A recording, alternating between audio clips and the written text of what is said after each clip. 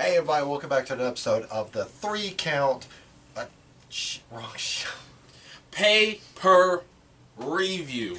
Thank you. Yes, this is our review, the second of 3 big shows from August 31st. AEW's All Out. It's okay. It's okay. The good thing I'm here for backup.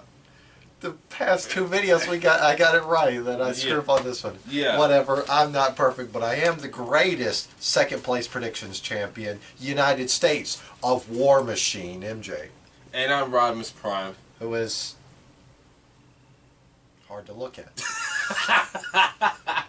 Anyway, we're here today to talk about, like he said, All Out, AEW's triumphant return to the Sears Center in Chicago.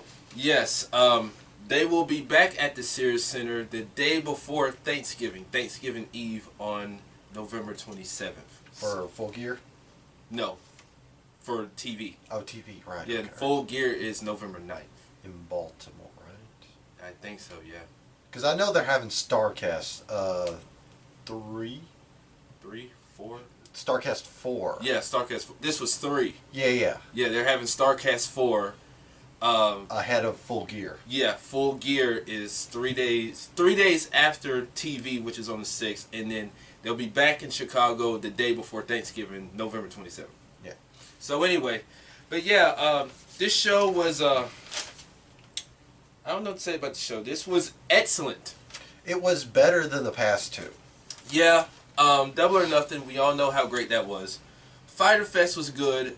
Fight for the Fallen, it just felt like it dragged on way too long. Fyter Fest and Fight for the Fallen were the Growing Pains pay-per-views. Yeah, but All Out definitely delivered. I mean, there was... Yeah, they went all out. Yeah, definitely. Good one. Thank that you. was a good one.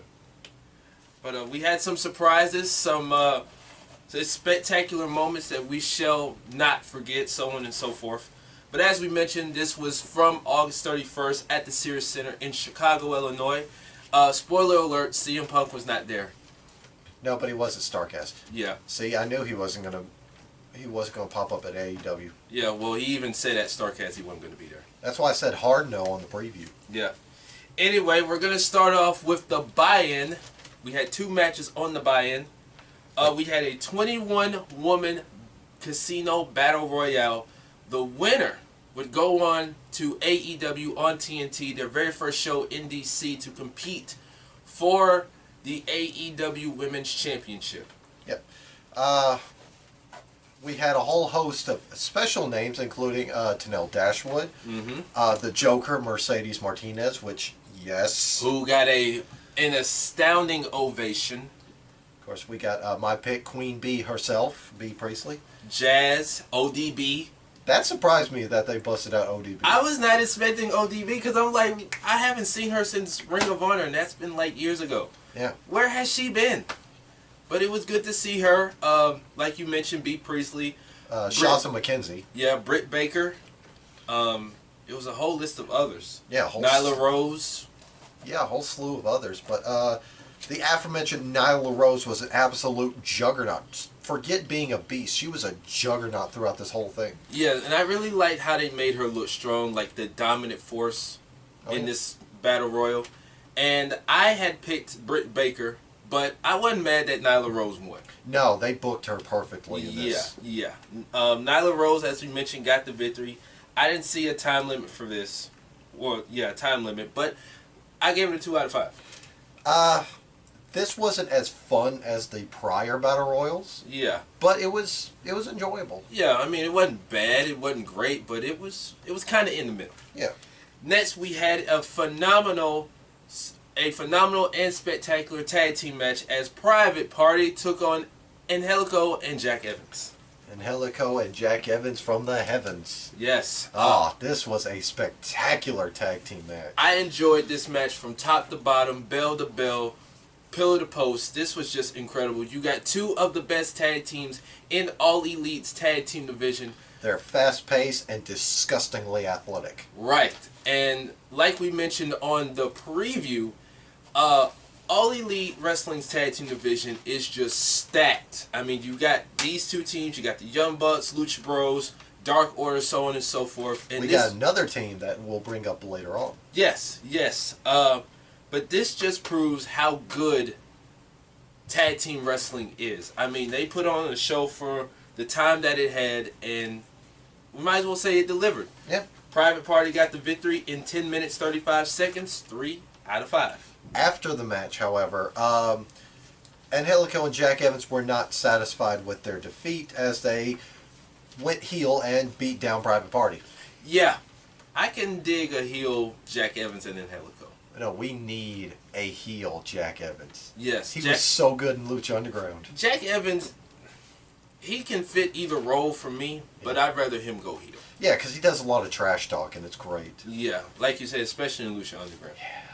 The next match, which kicked off the main card of All Out, it was a trios tag team match as SCU! Scorpio Sky, Christopher Daniels, and Frankie Kazarian took on a baby, a boy, and their dinosaur, the Jurassic Express, Marco Stunt, Jungle Boy, and Luchasaurus. As I like to call them, a baby, a boy, and their dinosaur.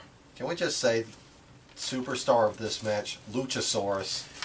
Yes! He went ballistic in that match. He got a standing ovation. I mean, all 6 guys got a nice ovation, but Luchasaurus, as I think it was Golden Boy who said it, yeah, he is going to be a major player in All Elite Wrestling. There's no way that you cannot revolve that company around guys like him.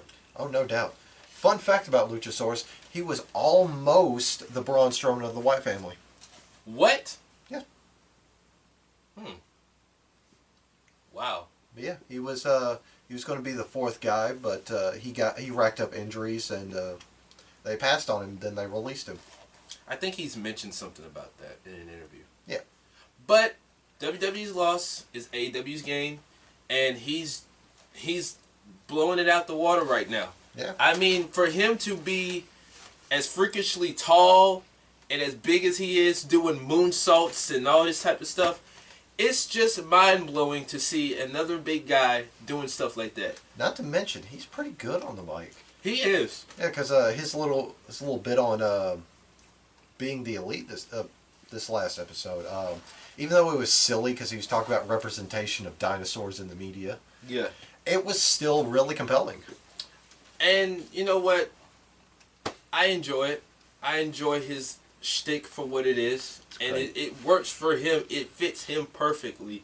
And then you add a little spice to that with Marco Stunt and Jungle Boy. Well, I wouldn't say Marco Stunt's a little spice. Jungle Boy is spice.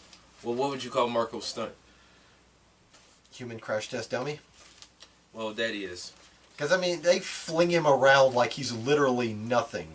I mean, they did that when I watched the match of him in MLW. He took on Rocky Romero, and Rocky Romero was pretty big. Yeah. And I'm just like, why do y'all have that little boy go against that dude?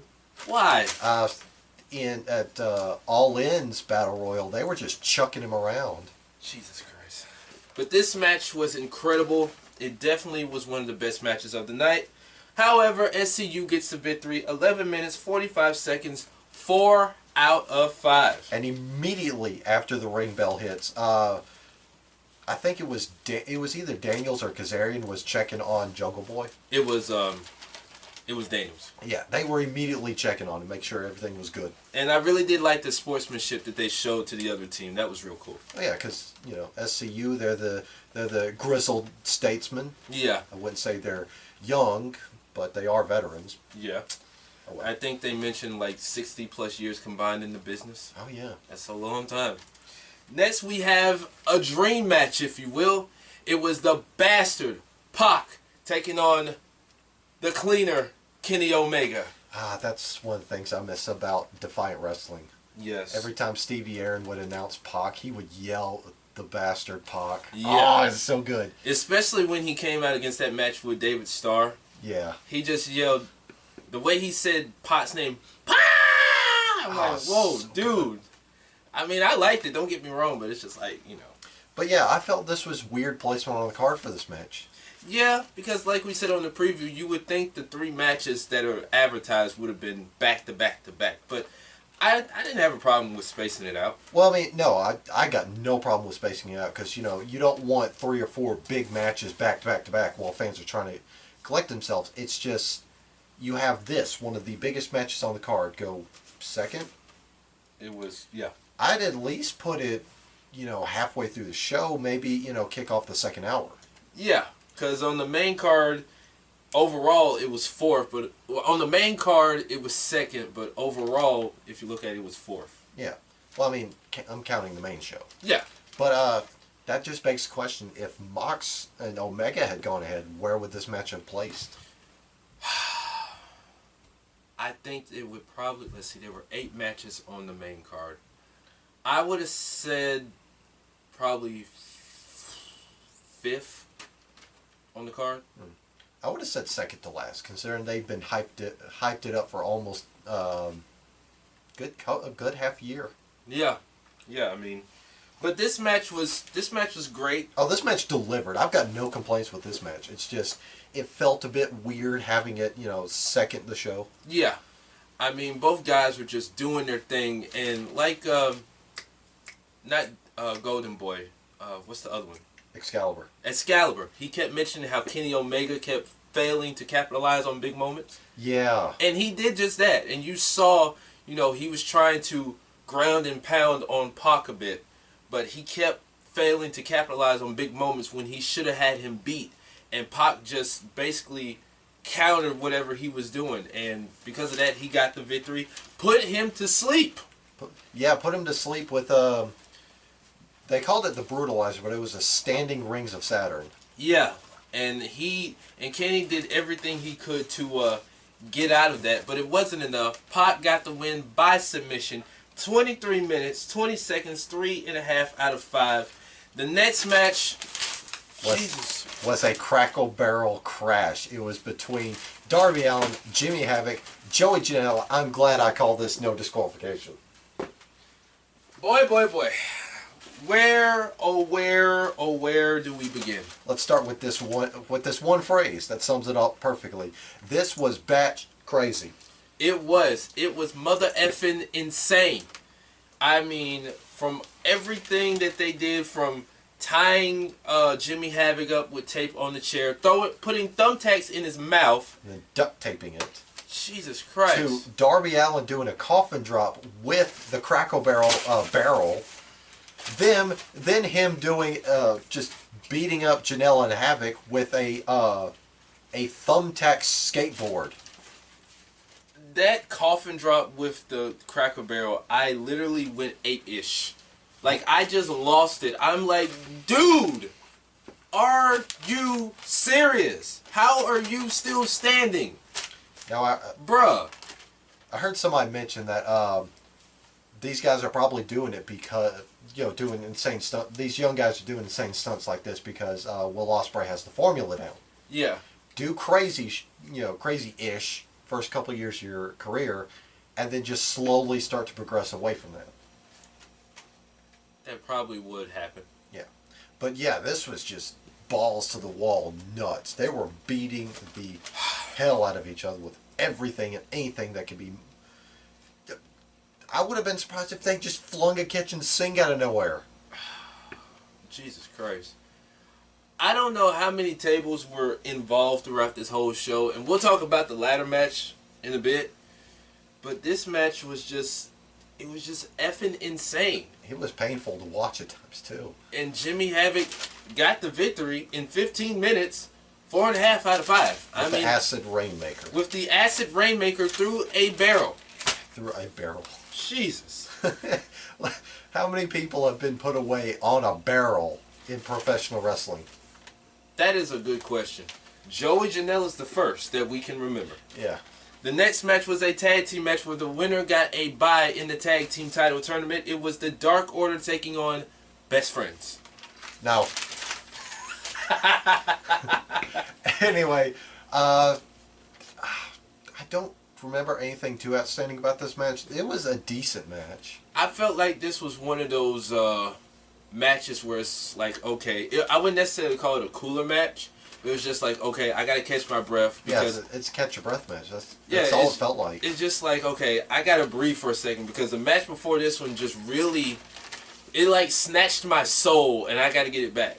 Yeah, I mean, not taking away anything from this match, but just kind of felt like a cooler match. Nothing spectacular happened. Yeah, I mean, it was alright for what it was worth. The Dark Order got the victory. Yeah, Trent Beretta didn't land on nothing. Yeah. 13 minutes, 40 seconds, 2.5 out of 5. Now, after the match, I guess they were going to try to... Yeah, Dark Order tried to kidnap Trent Beretta. When the lights went down, lights came back up, and who was standing in the ring? Freshly squeezed Orange Cassidy. My boy. And the crowd went crazy. And he did a tope suicida with his hands in his pocket and got in the ring with his hands in his pockets. And they did a group hug. And he just standing there with his hands in his pockets. My God. Just looking mellow as all hell. Yeah. Just cool. Just bringing that freshly squeezed swag. Like, yeah. Whatever. Yeah, like, you know. Can't be bothered to take my hand out of my pocket. Yeah. We do these. I know a lot of people have their opinions on him. We do Especially these toe tap kicks. Yeah. I'm gonna go to work and just do that to somebody. Just I got you covered. Yeah. like I said, I know a lot of people have their opinions on him, especially Jim Cornette. But man, Cornette can suck on a hot dog, man. Oh my God! But I like Freshly Squeezed though. After his appearance at was it Fyter Fest, Double or Nothing? Double or Nothing. Double or Nothing. In that match I saw with him against David Starr for Big Time Wrestling, I became a fan of his. So I don't see what the big deal is. Just those toe tap kicks to Tommy Dreamer just killed me. I was just like, who is this guy? Because at first I was sour on him. I mean, I didn't go Jim Cornette or nothing like that, but I was like, who is this guy? Really? And then afterwards, I was like, I can get behind that. Anyway, like we said, Dark Order got the victory. Next match, we had Hikaru Shida taking on Riho. The winner would face Nyla Rose on October 2nd in Washington, D.C. for the inaugural AEW Women's Championship. And can I just say, War Machine, that belt looks gorgeous. It does. All those AEW belts look gorgeous. Well, we hadn't seen the tag titles yet. Yeah. I did see a rumor where they might, in the future, bring in a mid-card title.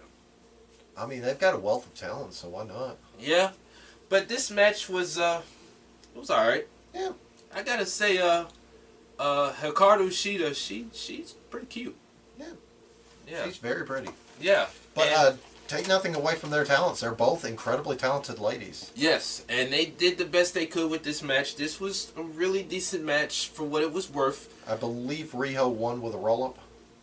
I think so, yeah, she did. Yeah. 13 minutes, 35 seconds, 2 out of 5. She will face Nyla Rose on October 2nd, the very first show in Nyla's hometown of Washington, D.C. The next match was a grudge match. Oh, my goodness. It was between the chairman, Sean Spears, and Cody cosplaying as Star Trek. Yeah. That was weird. That just kind of took away from the match a bit. Yeah, Brandy, MJF, DDP, and Pharaoh. Yeah. Now, I did read where Tony Khan was not happy with the pyro because it scared the dog. Oh. And you could tell that he was trying to get away. And you could tell, like, before they came out through the tunnel, that it scared him a bit. It scared him a bit because Brandy was, like, talking to him like that, trying to calm him down. Yeah. So, yeah, I don't think Cody was happy about that either. Poor Pumper. Yeah, but hopefully, thankfully nothing seriously happened to him. Yeah. Of course, Sean had the tutelage of one Tully Blanchard, original member of the Four Horsemen, and Cody chose MJF, his buddy, to be at ringside. And called it. What was that? Well, back on the preview, we talked about who was going to... Oh, yeah, we'll get to that a little later, but... I called it. Tully Blanchard did everything he could to play mind games and get involved during the match. Well, no, it wasn't really Blanchard. It was Blanchard would do his part to get involved, but MJF would usually make things worse. Yeah, because the referee was really not paying attention to him. Who was that, Earl Hebner? No. It was? Wait. Yeah, Earl Hebner. Okay, yeah, it was Earl. He was the referee for the match. He really wasn't paying attention to MJF. And even when they started to do their little brawl, Tully Blanchard had some tape in his pocket. He was like, listen, I may be old, but I can still whoop your ass. Yeah. There was even one point where Tully Blanchard took off his belt and handed it to Sean Spears and started whipping Cody with it. Yeah, and you could see the welts on his back, and it was brutal. Yeah. Tully Blanchard and MJF were getting ready to square off. Yeah. When Sean Spears just blasted MJF with, I think he just like straight kicked him. Like a bicycle kick. Yeah. Yeah, something like that.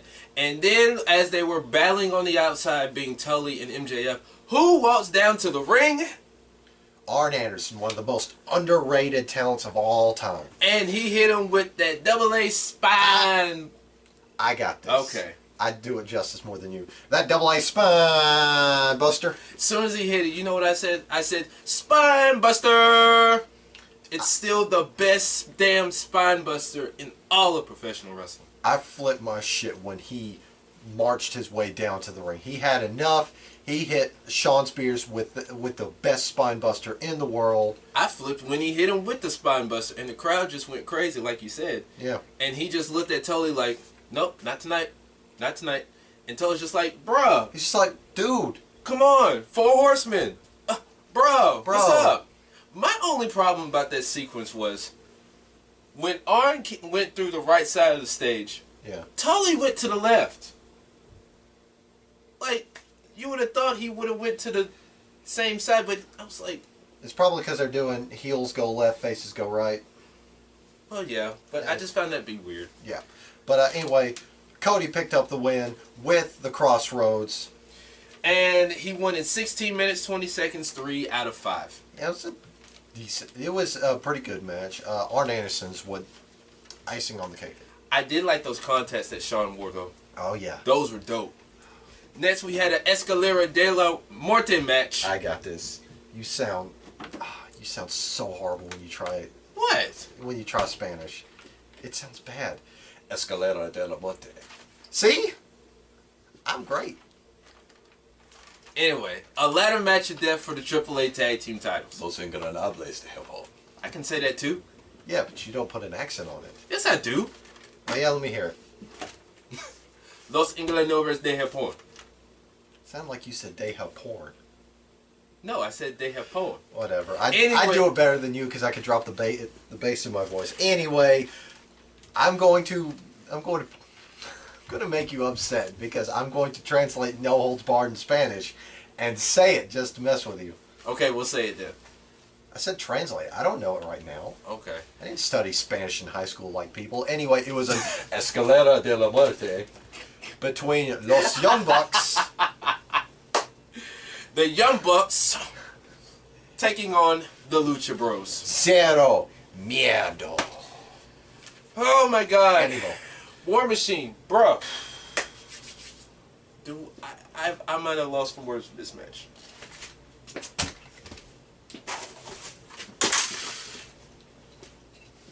We talked about Crackleberry Crash being insane.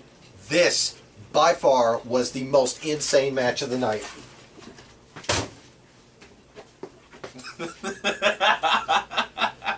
Bruh, I'm literally just... My God. They broke so many tables that they could have put Home Depot out of business.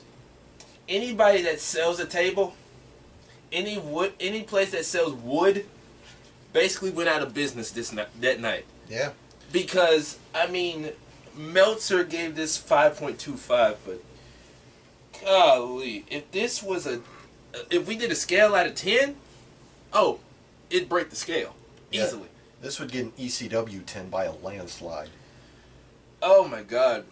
So many spots, so many table spots. The most insane spot of this entire match. Matt Jackson ate a Canadian destroyer through a table off a ladder.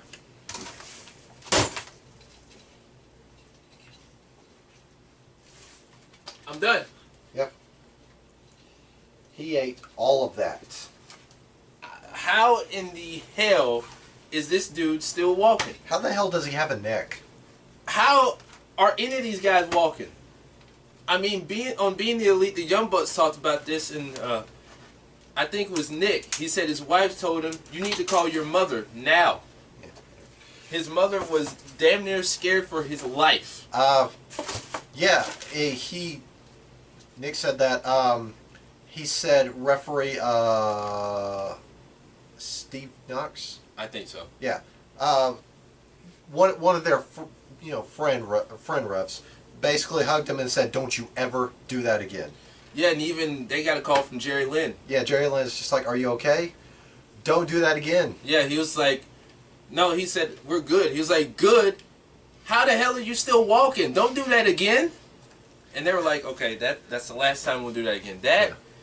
This was great. This was great. But here's my problem. Meltzer said this was better than the ladder match at WrestleMania 17. Agree or disagree? Which one was 17? What was the ladder match 17? The triple threat tag team? Dudley's, Edge, and Christian Hardy's for the tag team titles. I would say it was better. It's neck and neck. It's neck and neck, but I wouldn't go that far. I take that back. I'll say 17 slightly above this one. It's like the tip of the scale. I'd say they're both neck and neck, but that SummerSlam rematch is definitely the superior one. Where Jeff Hardy got speared in midair. Wait, was that SummerSlam or WrestleMania? I think that was SummerSlam. I want to say that. Because it happened at the rematch. It didn't happen on the first meeting. Okay. It was 1 or 2. Anyway, I don't know. I can't even explain how I feel about this match, because it's just like, this is why I love professional wrestling. Now, thankfully, nobody got seriously hurt.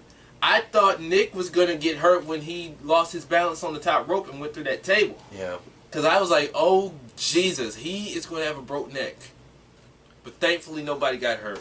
And Los Young Bucks, unfortunately, got the loss because the Lucha Brothers pulled the titles down, and as they were celebrating, some very suspicious-looking characters in a was it Kennedy and I think a Clinton mask?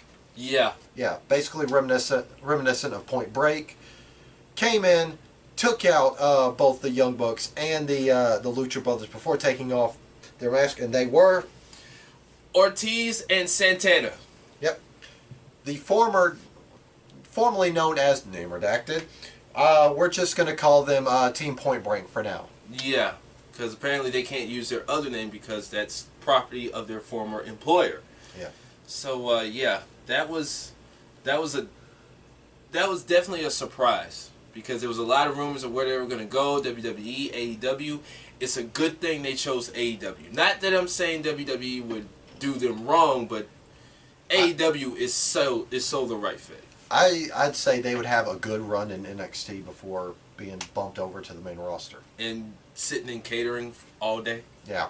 Okay. Anyway, I think what ruined what soured their debut a bit. Yeah.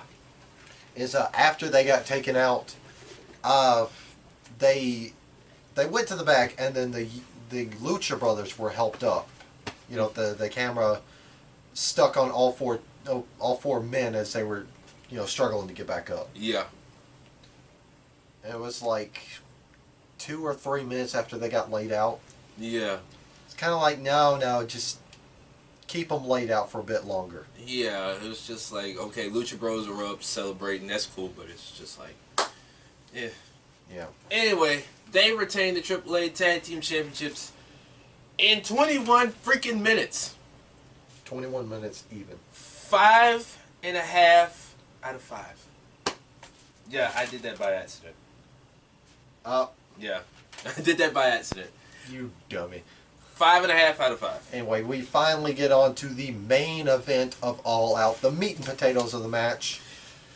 It was for the first ever AEW World Championship.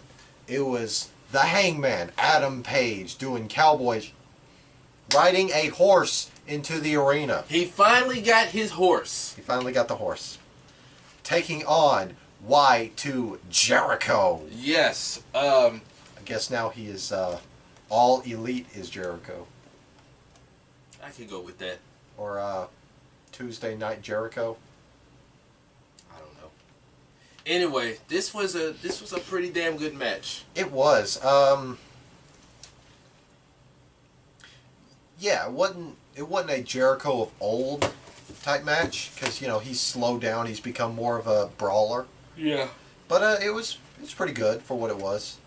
Hangman, paid in kind the injury to his eye back to Jericho. Yeah, Jericho was busted up real bad, but he hung in there. He stuck through it, and through it all, Chris Jericho is the first ever and inaugural AEW World Champion. Drinking in, man. And post-match, he's walking through the back. He's got his championship. He sees the Young Bucks. Brian Pillman Jr., I don't know what he was doing there. Basically saying, look, I'm the champ. Y'all ain't going to say thank you. Don't worry about it. I'll celebrate my damn self. With a little shot of the bubbly. Yeah, that's become a thing now. Chris Jericho and his bubbly. Forget Jericho winning. The internet has won. Yes. I mean, every time they do the bubbly thing, it's just crazy. It's great. And he even mentioned on his podcast this week, he said he tries to retweet this stuff, whether it's good or bad, it's just basically made a name for itself. Yeah. So, congratulations to Chris Jericho. 3.5? Yeah, I'd say 3.5. Yeah, 26 minutes, 25 seconds. This match was pretty good. Yeah. Coming off that ladder match. So, superstar matches and overall ratings. Superstars of the night go to Nyla Rose. Nyla Rose. Private Party, Angelico, Jack Evans, SCU, Jungle Express, Pac, Omega. Darby Allin and that doggone casket drop. I would have said the entire Crackle Barrel cast. My God. That, oof. Freshly Squeezed, Orange Cassidy, Hikaru Shida and Rio, Cody, Sean Spears, Tully Blanchard, Arn Anderson, because why not? I mean, you definitely got to put Arn Anderson when he hit that spine buster. Double A Spine Buster. And, of course, the cast of the Escalera de la Muerte match, including Team Point Break. Yeah. Also, Chris Jericho and Hangman Page and the female referee, what's her name? Aubrey something. I forget her name. I like her, but no disrespect, she has a weird face. It's because it's thinner. She's got a very thin looking face. No offense. Yeah. She To me, she just has a weird face. I mean, she didn't drop the belt like she was worried she was going to, but yeah, I think she said in an interview or a tweet when she was holding the belt, she said, "Please don't drop the belt. Please don't drop the belt." She tweeted that because I saw it. And I'm like, well, you did your job. You didn't drop the belt. Yeah, I mean, it was your first big moment. You're the first female referee ever in any company to referee a world title match. Now that's big. Yeah. Congratulations to her. Matches of the night go to. Matches of the night go to Private Party versus Angelico and Jack Evans. Pac versus Omega. The Trios Tag Team title match. The Cracker Barrel Clash. I can't stress enough how brutal that match was. And the Escalera de la Muerte. And I'll say Cody versus Sean Spears. Okay, yeah. Overall rating, 3.5. Yeah, 3.5. I mean, it's a good show. It wasn't the best show of the weekend. Yeah. I don't know. How did Royal Quest stack up to TakeOver? Royal Quest and TakeOver. Both shows were good, but if you were to ask me, I'd slightly put Cardiff over Royal Quest. Yeah. I mean, both main events. Boy, Okada and Minoru Suzuki for 33 minutes. Jesus Christ. Sorry, but they went 7 minutes. They were 7 minutes shy of Walter and Bate. I mean, like I said, both shows were great, but I'll slightly give the edge to Cardiff. Anyway, but yeah, Jericho's title reign didn't last long, now did it? No, because his title was stolen. But it was brought back. Yeah, I think there was a mix-up in luggage, and he didn't know about it while the limo was off to somewhere because Jericho was having dinner at Longhorn. Yeah. Came back, the belt was gone. Launched an investigation while he sipped on the bubbly.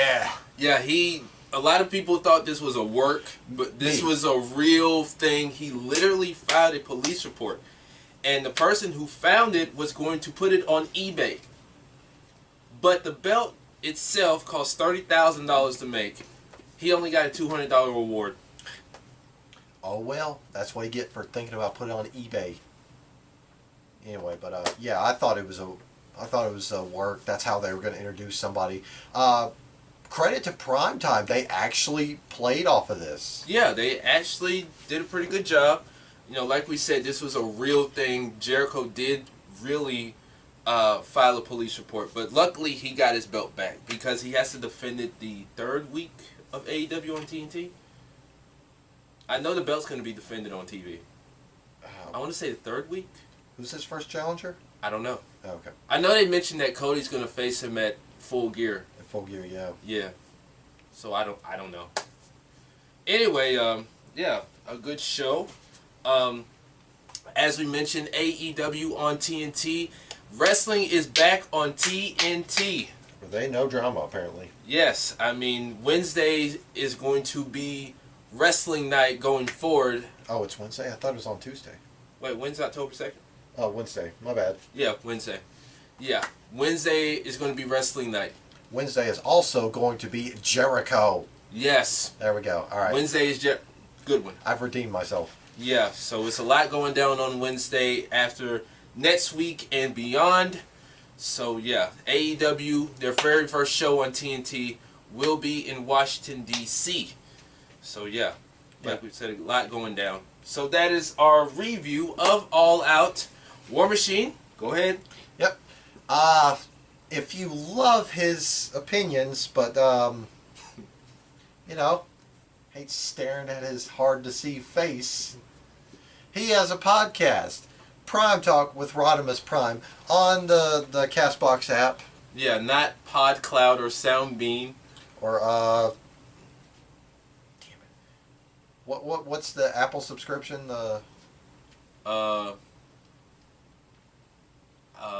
Spotify or something like. No, Spotify is something completely different. Wait, like Apple Podcasts or something. Yeah, the podcast thing. Oh, I don't know. I don't deal with Apple. Find him on iHeart Apple. Yeah, that's what it is. iHeart. Yeah, I just thought about that. Yeah, that's iHeart Radio. That's another app entirely, but still. Yeah. Anyway, but yeah. Episode 7 up now. That being said, I'm War Machine MJ, the greatest second place champion. And I'm Rodimus Prime. Who has a horse's ass for a face. I've already used that insult. We'll see you guys next time. Pow!